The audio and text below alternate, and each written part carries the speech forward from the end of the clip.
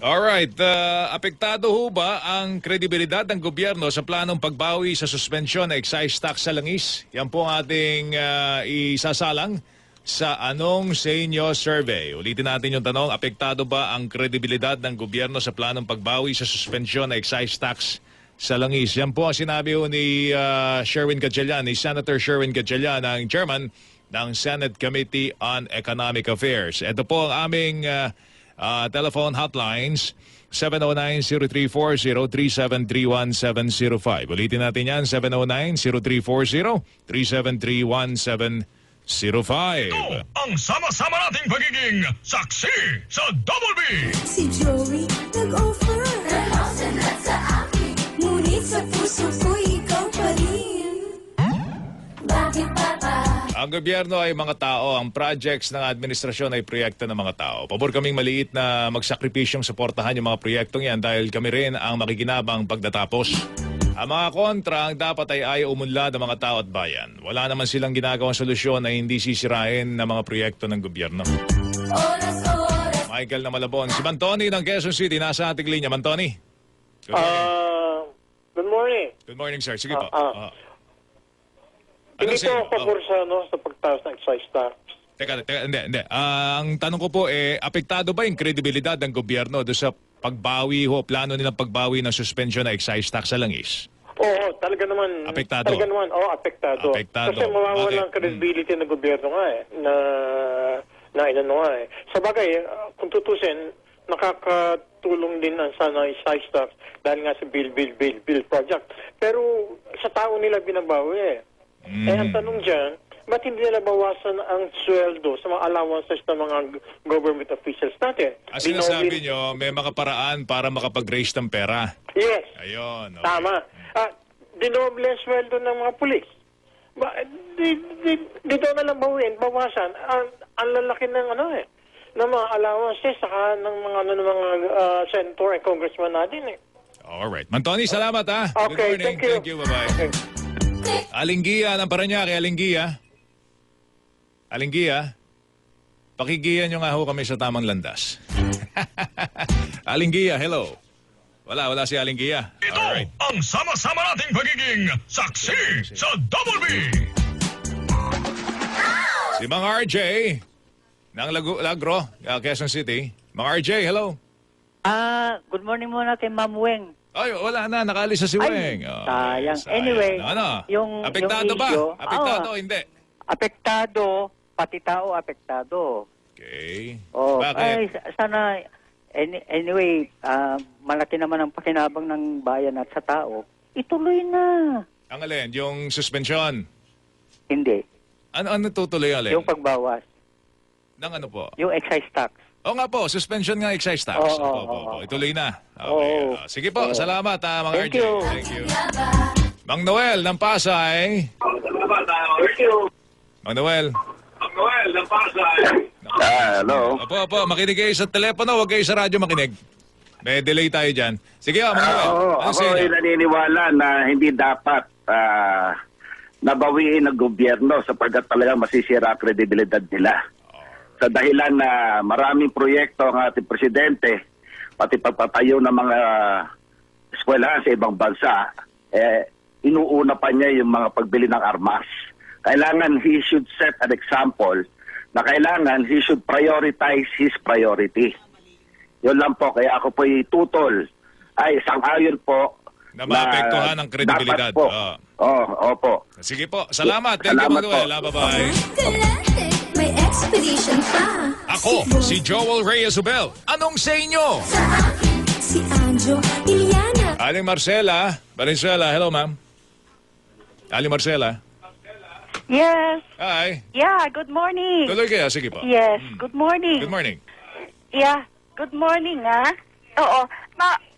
Kung ang tanong mo kung maapektuhan ang credibility ng government, Yes, ma'am. Opo.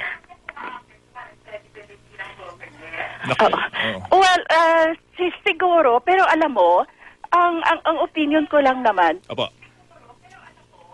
ang tama po yung sinabi ng isang caller kanina na kung kailangan kasi natin ng pondo, ng pera para matuloy ang bill bid ng ating Pangulo. Pero Oo. tingin nyo Ang sabi ng isang caller kanina, tingin dapat nyo bawasan maapektuhan. ng mga bonus at mga salary ng... Aling Marcela, nakikinig kayo sa radyo eh. Makinig kayo sa telepono. Okay po. Makinig kayo sa telepono para wala ho tayong delay, ha? Yeah, Okay. okay. Apektado ang kredibilidad sa tingin nyo. Okay, are we okay? Opo. Hindi tayo nagkakarinigan. Ito ang sama-sama nating pagiging saksi sa Double B. Ale Marcela, sorry. Po, Paranaque tayo magtungo. Mang Romy? Okay. Sino to? Hello? Mang Romy? Paranaque? Hello? Ito ang sama-sama nating pagiging saksi sa Double B. Si Brian ng Quezon City. Brian, hello. Po. Tuloy, Brian. Apo. Sa akin po, hindi naman po apektado yung credibility. Bakit? Ang trabaho po ng gobyerno, decision making eh. Hmm. So, ang nagme-make siya ng decision as the event is happening. Para kang nagko-coach ng basketball, magagawa ka ng mga play kung ano yung kasalukuyang nangyayari. Bumaba na ng 8 beses yung gasolina eh. So, dapat mapatupad natin yan. Sobrang Okay. kulilat na tayo sa mga Asian na bansa. Sila may mga submarine. Kailangan nating mag-donate or mag-ambag sa gobyerno para tayo lahat umasenso. Thank you, Brian. Good morning. Si Alan ng Valenzuela. Alan, hello. Hello, good morning, sir. Tuloy, Alan. Bali, apektado po kasi lalong tataas yung gasolina natin. Apektado ang credibility. DDS po ako pero hindi ako pabor sa pagpapatupad ng excise tax na yan. Ano po yung DDS? Duterte. Die Hard Duterte supporter. Die Hard Duterte Okay. supporter. Sige po. Pero Alan, hindi ako pabor. Hindi kayo pabor. Thank you, Alan. Thank you. Okay. Okay. Si Romy ng Paranaque. Mang Romy. Yes, Joel, good morning. Tuloy kayo. Sige po. Yes, in terms of credibility, maapektuhan. Pero kayang-kayang ipalusot ng mga tigapagsinungaling ni President Duterte yan.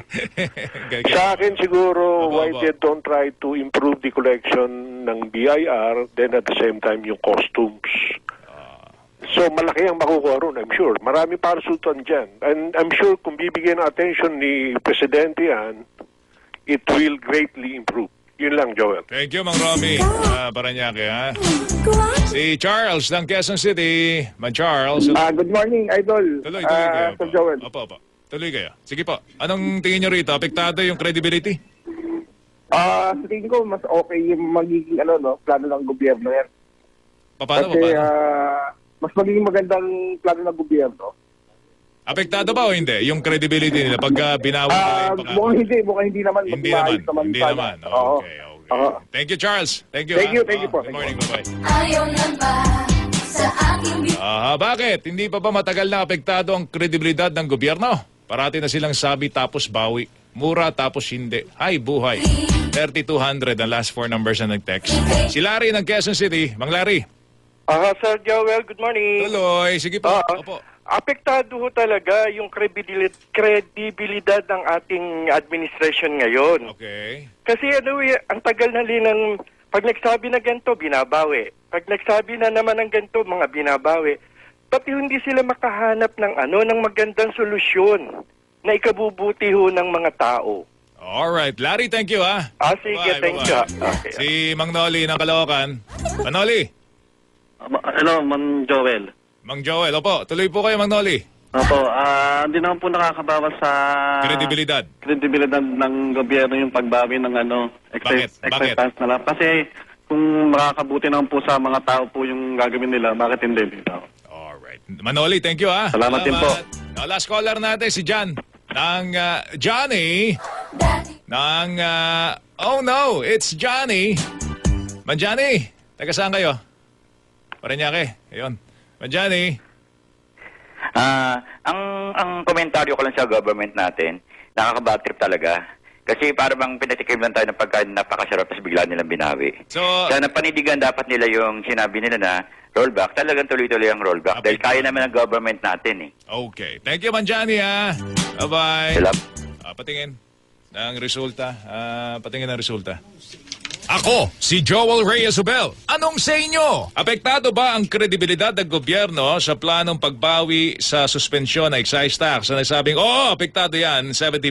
Ang nagsabing, hindi, 30% mga kapuso. Ito ang sama-sama nating pagiging saksi sa Double B. Ako, si Joel Reyes Ubel. Anong sa inyo? Sa ko naman, simple. Sabi ni Senator Sherwin Gatchalian, hindi tama ang timing. Alam nyo, sa mga bagong buwis, hindi ko pinag-uusapan ng timing dito. Lahat ho ng bagong buwis ay masama at mapaniil. Magtrabaho kayo. Kunin nyo yung mga dapat kunin sa customs. Kunin nyo yung mga dapat kinokolekta ho ng BIR. Baka magkaroon tayo ng mas maraming pondo sa build. Kesa naman dito sa pinakamadaling gawin eh. Di ba? Trabaho ng mga tamad to eh. Yung pagkuha po ng pondo sa produktong petrolyo dahil automatic po yan. Nakukolekta ho nila yan. Ayaw nila magtrabaho. Lahat ho ng bagong pagbubuwis, masama. Mapaniil. Ito ang sama-sama nating pagiging saksi sa Double B. Ako, si Joel Reyes Ubel. Anong sa inyo? Just a while, sino? Jeng, Palitawit, baka kapuso si Igan, si Ali, makakasama na po natin sa palatuntunan. Oras po natin 9:32.